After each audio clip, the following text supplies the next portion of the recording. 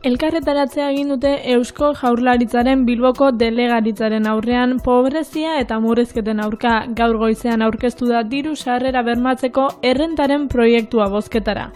Eta azken urteotan bezala murrizketekin jarraituko dute. Kontutan hartu behar dugu, diru sarrerak bermatzen ditue legearen arabera, honen kopurua SMI-ren 88%koa izan behar dela, eta pentsionistentzako 100%. Hau ez da horrela.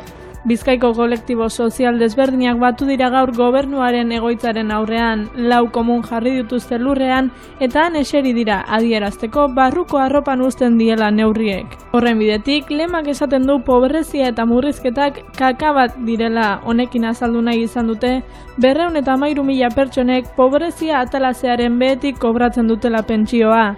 Hilean 900 euro baino gutxiago. Eusko Jaurlaritzak jarraituko du bere murrizketekin gainera. Kontutan hartu behar dugu 2012tik 107% murrizketa jasotzen dugula. Eta murrizketa hauekin amaitu behar dugu. Salatu nahi izan dute Euskal Autonomia Erkidegoan inor ezin dela egon egoera horretan, diru sarrera bermatzeko errentaren proposamenari dagokiola.